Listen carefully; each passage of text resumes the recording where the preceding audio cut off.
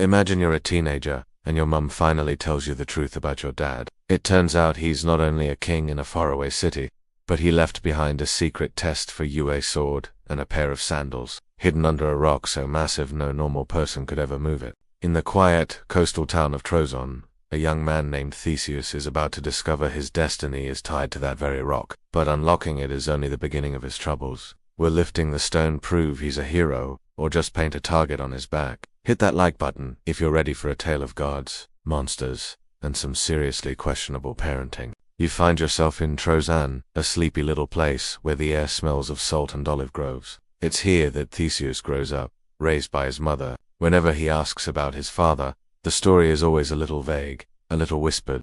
He's told his father is Aegeus, the king of a magnificent, sprawling city called Athens. But there's another name that hangs in the air, a much bigger, more powerful name.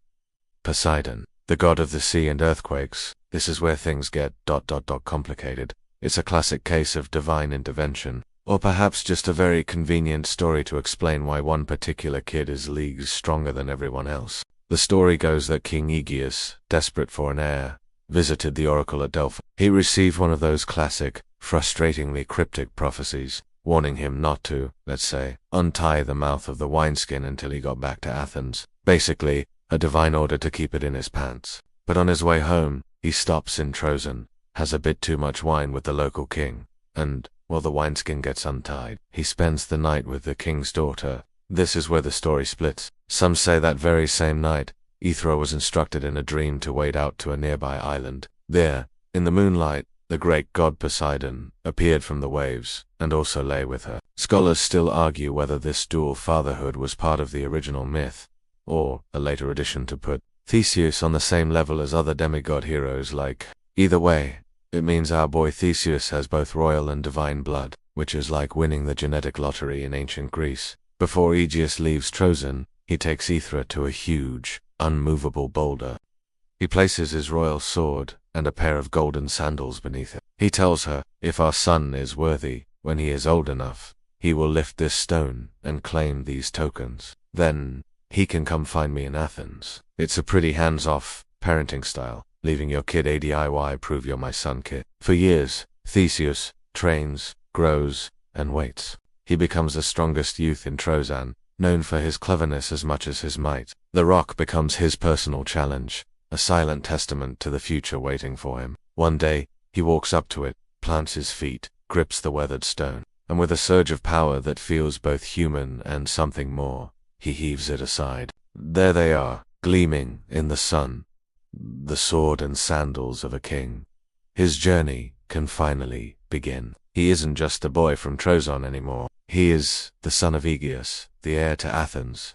So, with your father's sword at your side and his sandals on your feet, you finally arrive in the grand city of Athens. You're probably expecting a welcome party, a parade, maybe a banner that says, "Welcome home, long-lost prince." Instead, you find a city draped in silence and sorrow. The streets, which should be bustling with merchants and philosophers, are eerily quiet. People walk with their heads down, their faces etched with a kind of collective grief. It feels less like a capital city and more like a funeral home for an entire civilization. You've just arrived, and you can already tell something is deeply, fundamentally wrong. This gloom, you soon learn, has a name. The tribute to Crete. It's a heavy price Athens pays for a past crime. The story goes that years ago Androgeus, the son of the fearsomely powerful King Minos of Crete, came to Athens to compete in the Panathenaic Games. The problem was, he was just too good. He won every single event, humiliating the local athletes. In a fit of jealous rage, they ambushed and killed him. This is a well-known mythological fact. The death of Androgeus is the catalyst for Athens' suffering. Now, King Minos was not the kind of guy to let this slide. He had the most powerful navy in the Aegean and, let's be honest, a flair for dramatic revenge. He declared war on Athens, and with the help of the gods, he brought the city to its knees with plague and famine. To stop the suffering, Athens had to agree to his horrifying terms. This is where the tribute comes in. Scholars still argue whether it was demanded every year, every 3 years, or, as the most common version says, every 9 years. But, whatever the schedule, the price was always the same. 7 of Athens, finest young men and 7 of its most beautiful young women were to be sent to Crete. They weren't going on a study abroad program. They were being sent as sacrifices. Their destination, a place of legend and terror, the labyrinth. And waiting for them in the dark, twisting corridors, was the king's monstrous stepson, the Minotaur creature with the body of a man and the head of a bull, with a taste for human flesh. It was a death sentence, a grim lottery that felt like something out of a dystopian novel, only with more sandals. Just as you, Theseus, are being celebrated and officially recognized by your father, King Aegeus, the heralds from Crete arrive. The time has come again. You watch as the lots are drawn, as families weep, clinging to the sons and daughters they are about to lose forever. And in that moment, a fire ignites within you. This is not justice. This is tyranny. You, a hero, a prince, the son of a king, and maybe a god, cannot stand by and watch this happen. You step forward and volunteer to be one of the 7 young men. Your father Aegeus is absolutely shattered. He's just found his only son, the heir he's waited for his entire life. And now you're offering to go on a suicide mission. He begs you not to go, but your mind is made up. Seeing he can't stop you, he makes one last, desperate request. The ship that carries the tributes to Crete always sails with a black sail, a symbol of mourning and certain death. Aegeus makes you promise, if you defeat the Minotaur, if you survive, then on your return journey, take down the black sail and raise a white one. I will watch from the cliffs every single day. The white sail will be the signal that you are alive and coming home to me. It's a simple plan, but one that hangs heavy with foreboding. The fate of Athens now rests on your shoulders, and your father's hope rests on the color of a sail.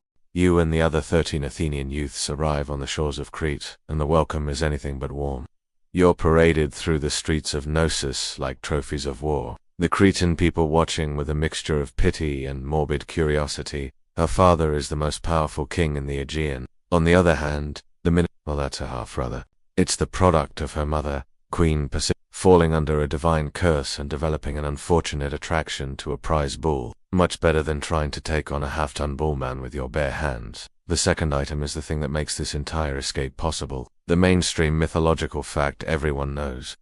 A simple ball of string, or thread. It's a low-tech solution to a high-concept problem. The ancient world's answer to GPS, Daedalus's advice, was simple. Tie one end of the thread to the entrance of the labyrinth, unravel it as you walk, letting it spool out behind you. No matter how many dead ends you hit, no matter how much you get turned around in the suffocating darkness, you can always find your way back by following the line. It's so brilliantly simple, you almost want to laugh. Yeah, these royal families have skeletons in their closets, and this one has horns and a hoof. If you survive, she says, her voice barely a whisper, you have to take me with you. Take me back to Athens and make me your wife. She knows that when her father finds out she's betrayed him, her life on Crete is over. She is choosing you over everything she has ever known. Scholars still argue whether Ariadne's actions were driven purely by a sudden, passionate love for the handsome hero from Athens, or if she saw you as a political opportunity to escape the oppressive and,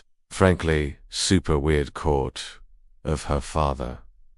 Whatever her true motives, you don't have much of a choice. You need her help. You take the sword, you take the thread, and you give her your word. The deal is struck. Helping you would be the ultimate act of betrayal against her father and her kingdom. But leaving you to die feels wrong. She sees you as an escape route from her gilded cage, a way out of a court defined by her father's cruelty and her family's monstrous secret. Finally, you stand before the formidable King Minos himself, seated on his throne. She moves with a quiet urgency, her eyes wide with fear and determination. She doesn't have much time. She explains her plan, a whisper in the dark that sounds like your only hope. This brings us to a really interesting and slightly more obscure tidbit about this story. Ariadne wasn't just a lovesick teenager with a bright idea. She was resourceful. Before coming to you, she secretly went to the one man who knew the labyrinth's secrets because he built it, the master inventor. He was a prisoner on Crete himself, and it was he who told her the key wasn't just about killing the beast,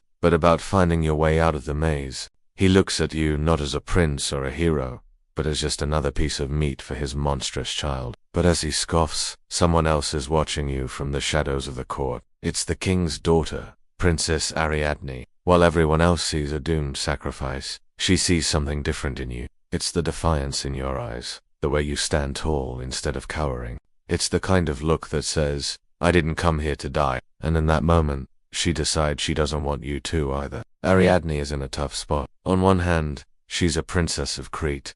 So, that night, as you sit in the cold cell awaiting your grim fate, a figure appears in the darkness. It's Ariadne. She hands you two things. The first is a sword, sharp and heavy, but her help comes with a steep price. The morning arrives, cold and grey. You and the other tributes are lead from your cells. The others are weeping, or just numb with terror.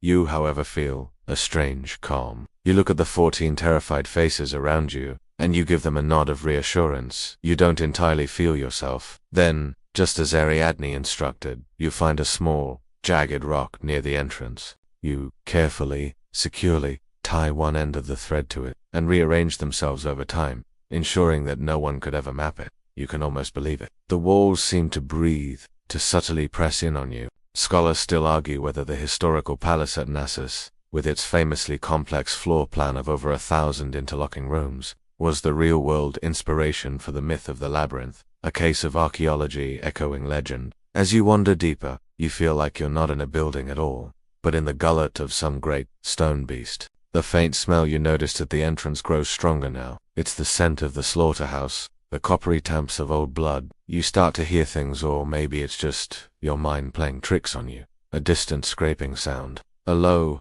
guttural breath that seems to come from all directions at once. You are no longer just exploring, you are being hunted. It's a fragile anchor for your life. You give the string a little tug. It holds. That's it. No turning back now. You take a deep breath, clutch the ball of thread in one hand, and step out of the Cretan sunlight into the absolute, suffocating darkness. Under your tunic, you can feel the reassuring weight of the sword pressed against your back and the small, dense ball of Ariadne's thread tucked away. You are led to the edge of a great chasm, where a monstrous structure looms. This is the labyrinth. It doesn't have a grand, ornate gate. The labyrinth is a masterpiece of psychological warfare. This is, after all, the great work of the master craftsman Daedalus, a structure so cunningly designed that, as the stories go, he himself almost got lost in it after completing it. It's not just a series of corridors. The paths twist back on themselves in ways that defy logic. You take a turn to the right, then another, and soon you have no sense of direction at all. You pass intersecting corridors, some leading to dead ends, others branching into yet more confusing pathways. Sometimes the ceiling is high above you, lost in the gloom. Other times it presses down so low you have to crouch, feeling the stone scrape against your back. The entrance is just a dark, square opening in a wall of stone, a black void that seems to swallow the light around it. You can feel a cold draft breathing out of it, carrying a faint, foul scent of old stone and something else, something vaguely metallic and rotten. You take a moment, standing at the precipice of your destiny. The moment you cross the threshold, the world changes. The sounds of the outside world, the wind, the distant sea, the guards murmuring are instantly cut off, as if a great stone door has slammed shut behind you, though you heard nothing. The silence in here is a presence, a heavy blanket that presses in on you. The air is thick, stale, and cold enough to make your breath fog. You take your first few steps, your hand trailing against the cool, unnervingly smooth stone wall. Your other hand carefully pays out the precious thread, letting it unspool behind you like a spider's silk. This is your only connection to the world of the living. You walk, and walk. An obscure variant of the myth suggests the labyrinth was not entirely static, that its corridors could subtly shift. You're now so deep in the labyrinth that you've lost all track of time. It could be hours, it could be days. The darkness is absolute, a thick, velvety blackness that your eyes can't adjust to. Your only guide is the feel of the stone wall under one hand and the thin, precious thread trailing from the other. The air is heavy now, thick with a foul stench that makes you want to go. It's the smell of a predator's den, a charnel house. And the sound is no longer a trick of your imagination. It's a real, tangible thing. A heavy, rhythmic thump-thump-thump that seems to vibrate through the stone floor, like a giant, distorted heartbeat. Then, a new sound joins it. A low, angry bellow, a mix of a bull's roar and a man's scream of rage. It echoes through the winding passages, seeming to come from everywhere at once. It's close. You flatten yourself against a wall, your own heart hammering against your ribs. You draw the sword Ariadne gave you. It's cold, hard steel, a small comfort in the terrifying dark. The thumping grows louder, closer. It's the sound of heavy hooves on stone. You hear a sharp snort of breath, impossibly loud in the confined space. You peer around a corner and see it, a hulking silhouette against a faint, distant glimmer of light from some unknown crack in the ceiling. The stories, the nightmares, they didn't do it justice. It's massive, a towering brute of muscle and fury. The body is that of a powerful man, but the head is a monstrous bull's, with wickedly sharp horns that scrape against the low ceiling. Its eyes seem to glow with a dull, red light, full of animalistic rage and a chilling, almost human, misery. This is the climactic battle, the mainstream mythological fact that defines your entire legend. But it's not a heroic clash in a sunlit arena. It's a dirty, claustrophobic brawl in the dark. The monster hasn't seen you yet.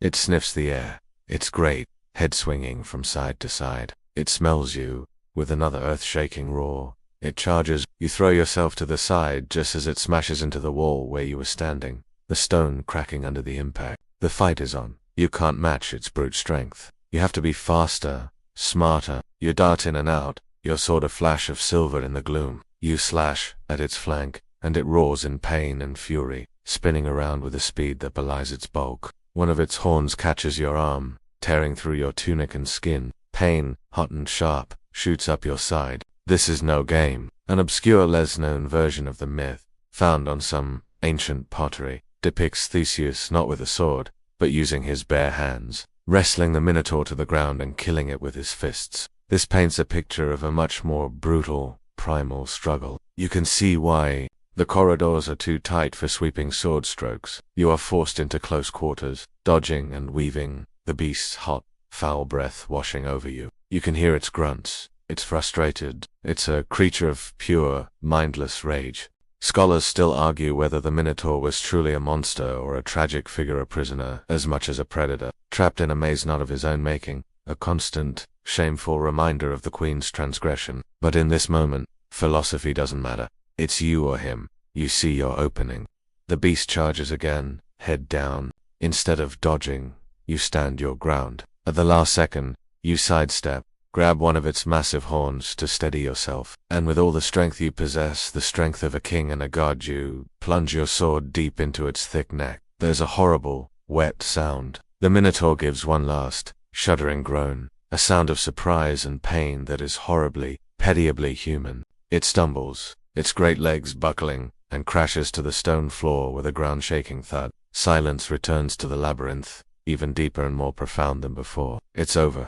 The silence in the aftermath of the battle is deafening. The only sound is your own ragged breathing, and the slow, steady drip of blood from the dead monster at your feet. Ariadne is there, waiting, her face pale with anxiety. You all go ashore to rest, find fresh water, and recover from the ordeal. As you sail on towards Athens, you're so consumed by guilt, or perhaps just so distracted by your complex feelings, that you forget something crucial. Believing you are dead, that his only son and heir has been devoured by the Minotaur. Aegeus is consumed by a grief so absolute that he can't bear to live another moment. He throws himself from the high cliffs into the water below, and from that day forward, the sea surrounding Greece has been known as the Aegean Sea, named for the king who died waiting for a son who was, in fact, sailing home in triumph. You arrive at the port of Athens expecting a hero's welcome. Instead, you are met with the news that your father is dead. Your victory is forever stained by this tragedy. You killed the Minotaur, but your carelessness killed your own father.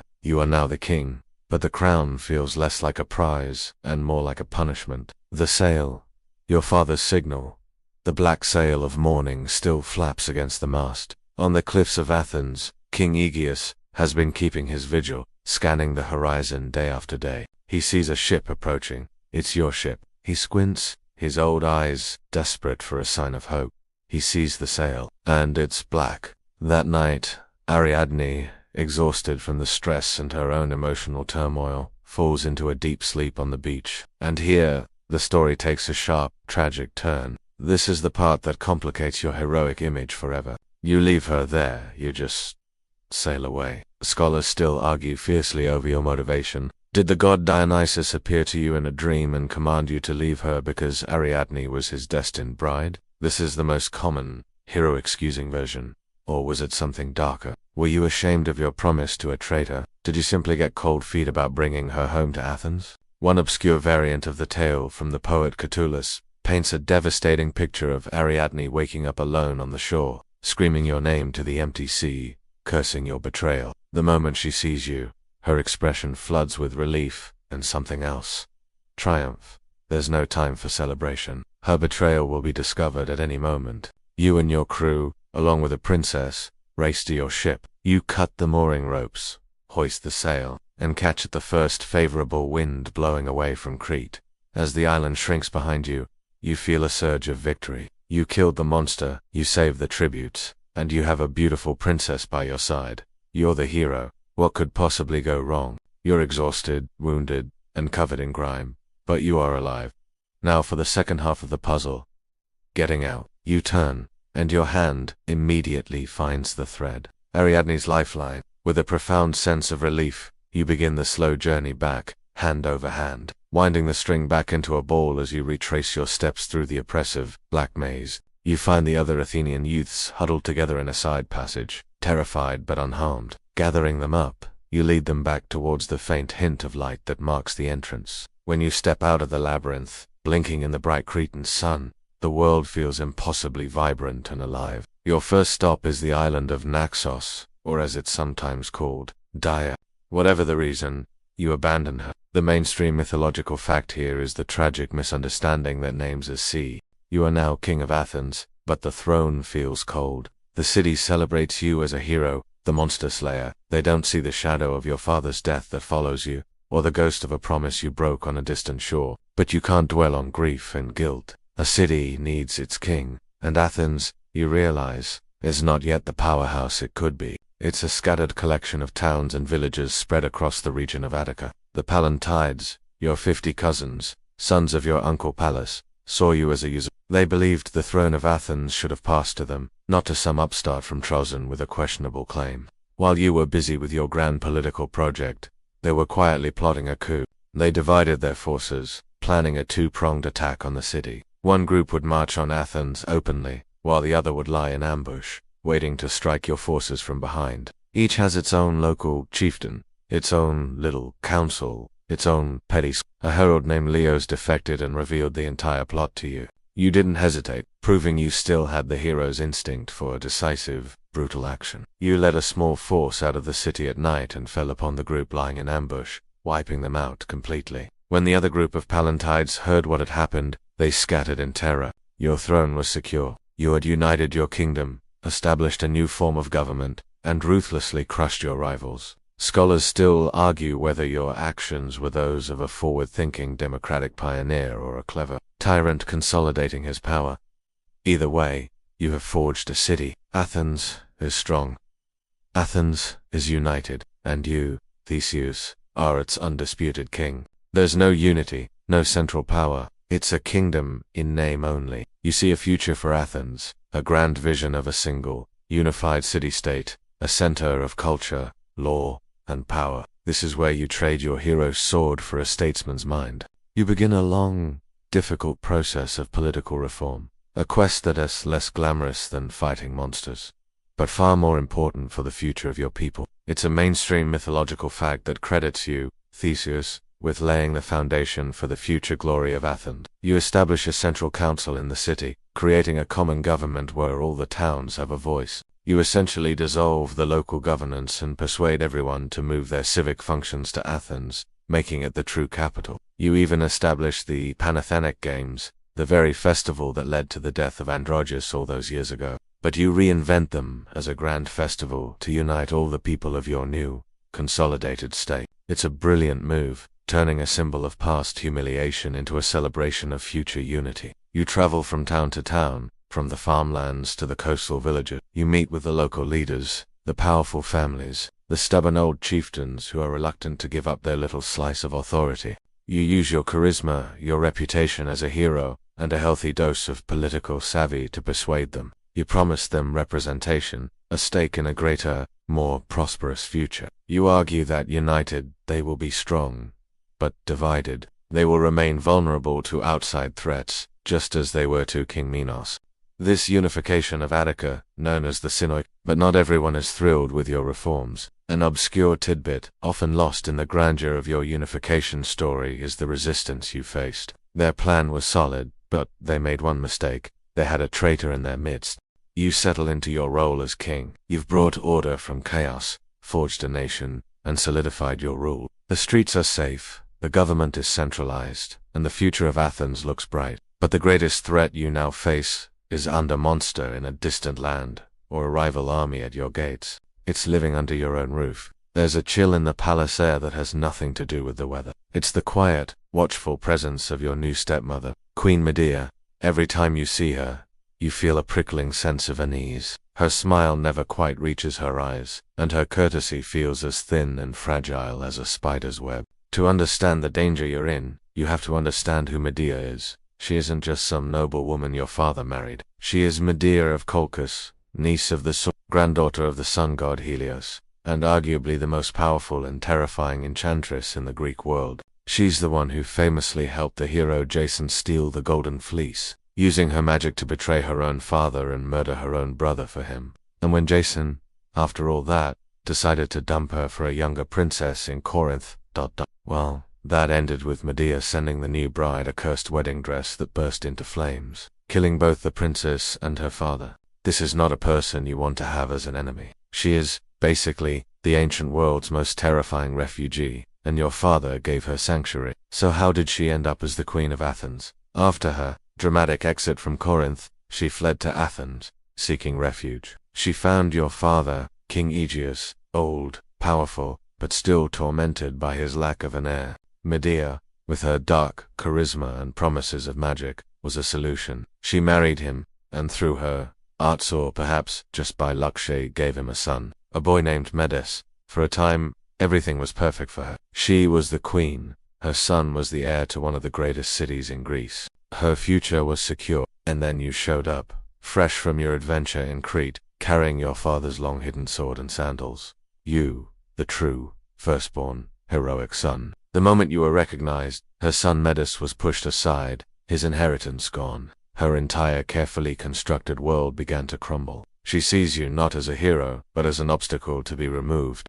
It's a classic wicked stepmother situation, just with more poison and fewer talking mice. An obscure variant of the story suggests that Medea used her magic not just to win Aegeus' favor, but to literally rejuvenate him, making him feel young and virile again. This would explain his deep, almost bewitched trust in her, a trust that she now begins to weaponize against you. Scholars still argue whether Medea recognized you as Aegeus' son the moment you arrived in Athens, her magical senses tingling, or if she simply saw you as a popular charismatic stranger who was winning the people's affection and therefore posed a political threat that needed neutralizing. Either way, she starts her campaign subtly. She begins whispering in your father's ear. She preys on his insecurities, his age, his fear of losing the throne. He waited so long to pass on. This young man is powerful, she might have murmured, her voice like honeyed poison. He's popular with the common folk. Are you sure he's your son? Or is he an ambitious impostor who somehow found the tokens and plans to take your kingdom by force? She paints your heroism as reckless ambition, your confidence as arrogance. She is setting the stage, preparing a trap not of stone and darkness, but of trust and poison. She knows she cannot challenge you openly. Her power is in the shadows, in the vial, in the whispered suggestion, and she is just waiting for the right moment to strike. The air in the palace is thick with suspicion. Medea has been playing her long game, carefully turning your own father against you. King Aegeus, old and easily influenced by his sorceress queen, now looks at you with a flicker of doubt in his eyes. He wants to believe you are his son, but Medea's poison has seeped into his mind. She convinces him that you, the celebrated hero, are a threat that must be dealt with quietly and decisively. The plan she concocts is as simple as it is deadly. She proposes a great feast to formally welcome you and celebrate your heroism. It will be a public display of unity, but its true purpose is assassination. The day of the feast arrives. The great hall of the palace is filled with the lords and ladies of Athens. Banners hang from the rafters, and the tables are laden with food. You are seated at the place of honor, next to the king. Your father, Aegeus, seems distracted, his face pale and drawn. He avoids your gaze. Medea, however, is the picture of a gracious hostess. She moves through the hall with a serene smile, but you can feel the intensity of her focus on you. It's like feeling the unblinking stare of a predator. She proposes a toast to the hero who saved Athens. A servant approaches with a magnificent golden chalice filled to the brim with dark, rich wine, and offers it to you. This is the moment. The poisoned cup is a classic trope, but Medea is a master of the craft. Her poisons are legendary, brewed with herbs and incantations that leave no trace. This isn't just a drink, it's her final move. You, unsuspecting, take the heavy cup in your hands. You're about to raise it to your lips to honor your father and the city. But at that exact moment, you decide to do something else. You want to properly introduce yourself, to show your father the final, undeniable proof of your identity. You draw the sword from your sheath, of Vera's sword he left under the rock in Troezen all those years ago, and you use it to cut a piece of meat from the roast in front of you. This is the mainstream mythological fact of the scene. The recognition via the sword. Aegeus freezes. His eyes, which had been clouded with doubt, suddenly go wide. He stares at the sword. He knows it. He recognizes the intricate design on the hilt, the specific balance of the blade. It's his sword, the one he left for his son. In an instant, the web of lies Medea has spun dissolved. The man before him isn't an impostor or a rival. He is his flesh and blood, his long-lost heir. He looks from the sword in your hand to the cup you were just about to drink from. He understands everything in a flash of horrified clarity. With a cry of alarm, he lunges across the table and smacks the golden chalice from your hand. It clatters to the floor, the dark wine splashing across the stones. Where the liquid touches the marble, it sizzles and smokes, a foul, acrid smell rising up, eating away at the polished surface. The court gasps. The assassination attempt has been revealed in the most dramatic way possible. Medea's face, for the first time, shows a flicker of genuine shock, quickly replaced by cold fury. Her plan has failed. An obscure detail sometimes added to this scene is that a dog, licking up a drop of the spilled wine, immediately dies in convulsions, leaving no doubt as to the wine's deadly nature. Scholars still argue whether each's action was purely instinctual paternal love or a calculated political move to save face and publicly choose his powerful son over his foreign, now exposed, wife. Either way, the spell is broken. Medea's power in Athens is shattered. She knows she is finished. Without a word, she summons a dark cloud or, in some versions, a chariot pulled by dragons, and vanishes from the hall, fleeing Athens forever. You are safe, finally recognized, but the palace is once again thrown into chaos. Your life after the showdown with Medea is long and, for a time, glorious. You are the undisputed king. You have more adventures, fighting alongside Heracles, battling Amazons, even journeying to the underworld. But heroes, like everyone else, get older. I guess you just have a type. Complicated princesses from Crete, blinded by grief and rage. You don't even question it. The hero is now a tyrant, a man ruled by his passions. You hope he will offer you shelter, perhaps help you claim some old ancestral lands you believe you own there, and ignominious close, not with the clash of a sword or the roar of a monster, but with the lonely sound of wind and waves against a cliffside. Let the sharp edges of his tragic fall soften now, fading into the mists of legend where his name remains etched forever into the foundations of his city. The triumphs and the failures, the courage and the cruelty, all settle into the deep, calm waters of myth. Close your eyes, and just for a moment, you can almost hear the echo of his footsteps in a long-forgotten maze. Lycomedes welcomes you with smiles and feasts, but he sees you not as a guest, but as a problem. A famous, deposed king on his small island could attract unwanted attention. Or worse, maybe you tried to take over his throne, too. So, he devises a simple, cowardly plan. This obscure tidbit is the pathetic final note of your story. He invites you for a walk, to show you the island from a high cliff top. And while you are looking out at the sea, the same sea that is named for your father, who also fell from a cliff because of you, Lycomedes simply walks up behind you and shoves you off. After all that, the labyrinth, the minotaur, the sorceress, your final opponent is gravity. And a pushy host. The great hero Theseus dies not in a blaze of glory, but from a pathetic, treacherous push. Your moral authority is shattered. This is when your political rivals make their move. A man named Menesthius, a descendant of the old kings of Athens, seizes the opportunity. He stirs up the nobles, reminding them of your rash behavior and questionable judgment. Scholars still argue whether you were formally overthrown in a popular coup led by men, or if you simply saw the writing on the wall and fled into a self-imposed exile. Knowing you had lost the heart of the city you built, you immediately turn your face to the heavens and unleash a terrible power. This is the mainstream mythological fact of your downfall.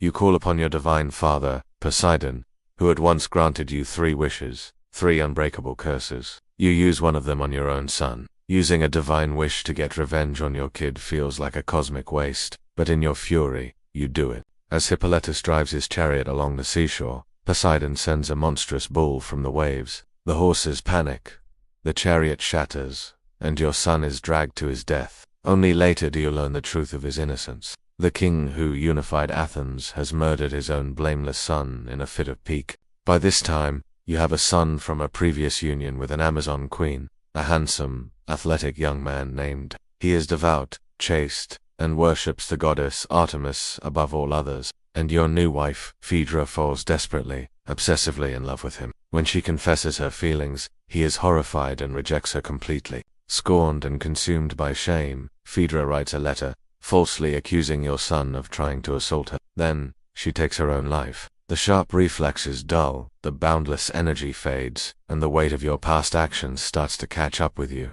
The tragic choices you've made begin to curdle your legacy. And your story, which began with such heroic promise, takes a final, dark turn towards a deeply unheroic end. You marry again, and in a twist of fate that feels like a cosmic joke, you marry Phaedra, the younger sister of Ariadne, the woman you abandoned on Naxos. You return to the palace to find your wife dead, and the letter in her hand. The people of Athens never look at you the same way again. You sail away from Athens, a king with no kingdom, and seek refuge on the island of Skyros, ruled by a man named King Lear. And so the story of Theseus, the great hero of Athens, draws to its quiet,